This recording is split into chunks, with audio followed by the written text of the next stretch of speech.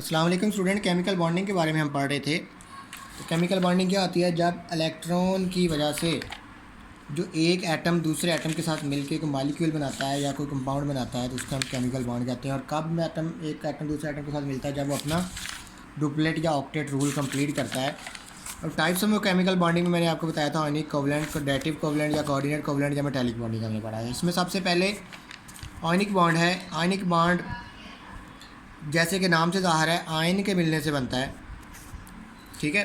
तो आयन कौन क्या होते हैं? जब एक एटम से इलेक्ट्रॉन निकल जाता है या दाखिल होता है तो वो एक आयन बनता है। ये हमने फर्स्ट चैप्टर में पढ़ा था कैटायन और एनायन के बारे में। जब एक एटम के आउटर मोस्ट सेल में से इलेक्ट्रॉन निकल जाता है तो उसमें इलेक्ट्रॉन डेफिशिएंसी हो जाती है और पॉजिटिव आयन होकर बढ़ जाता है तो वो कैटायन बन जाता है। और इसी तरह जब एक एटम के आउटर मोस्ट सेल में एक इलेक्ट्रॉन एक्स्ट्रा दाखिल हो जाता है तो वो एक उसमें इलेक्ट्रॉन की एफिशिएंसी हो जाती है, इलेक्ट्रॉन बढ़ जाता है जिसकी वजह से वो एनायन बनता है। और इस तरह कैटायन और एनायन के मिलने से जो बॉन्ड फार्मेशन होती है उसे हम आयनिक बॉन्ड कहते हैं।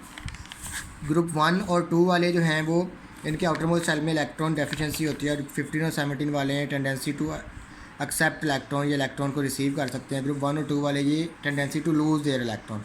1 और 2 वाले लूज़ कर सकते हैं, 15 और 17 वाले गेन कर सकते हैं। तो आमतौर पर आयनिक बॉन्डिंग ज़्यादातर इन्हीं दो ग्रुप, 4 जो ग्रुप हैं इन्हीं के एटम के दरमियान बनती है।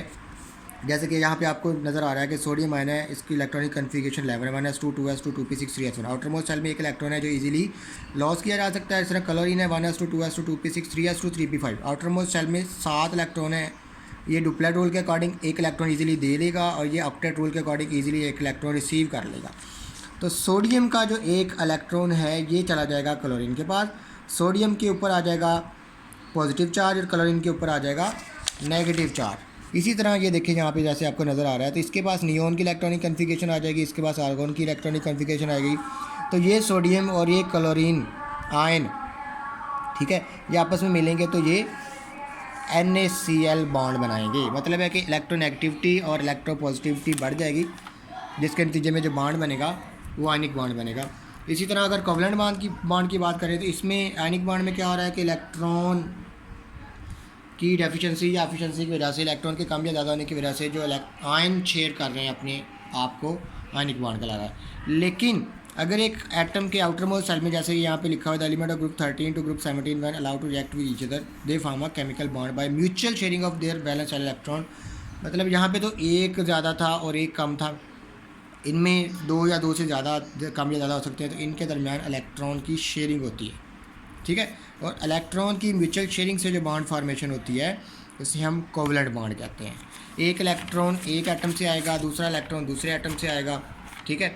और इस तरह के जो बॉन्ड फॉर्म इलेक्ट्रॉन होते हैं जो आपस में मिलके बॉन्ड बनाते हैं वो बॉन्ड पेयर कहलाते हैं। The electron that pair up to form a chemical bond are called bond pair. अगर एक इलेक्ट्रॉन शेयर होगा, एक इलेक्ट्रॉन एक एटम से दूसरे एटम से आएगा तो सिंगल कोवलेंट बॉन्ड बनेगा। एक बॉन्ड बनेगा, सिंगल कोवलेंट बॉन्ड बनेगा, जैसे कि यहाँ पे भी आपको नज़र आ रहा है हाइड्रोजन के दरमियान, क्लोरीन के दरमियान। इसी तरह अगर 2 इलेक्ट्रॉन शेयर होंगे, जैसे ऑक्सीजन के पास 2 लोन पेयर पड़े हैं, मतलब एक्स्ट्रा इलेक्ट्रॉन पड़े हैं, इस दूसरे ऑक्सीजन के पास भी इस तरह 2 एक्स्ट्रा पड़े हैं, तो ये आपस में जब शेयरिंग करेंगे डबल कोवलेंट बॉन्ड बनाएंगे और इसको 2 लाइनों से ज़ाहिर किया जाता है। इस तरह ट्रिपल कोवलेंट बॉन्ड है, जब 3 इलेक्ट्रॉन की म्यूचुअल शेयरिंग होगी तो उसके नतीजे में जो बॉन्ड फॉर्मेशन होगी वो ट्रिपल कोवलेंट बॉन्ड होगा और उसको 3 लाइनों से ज़ाहिर किया जाता है, ठीक है। इसी तरह जैसे कि आपको इलेक्ट्रॉन शो हुए नज़र आ रहे हैं नाइट्रोजन के ऊपर डॉट के ज़रिए से, इस नाइट्रोजन के ऊपर क्रॉस के ज़रिए से।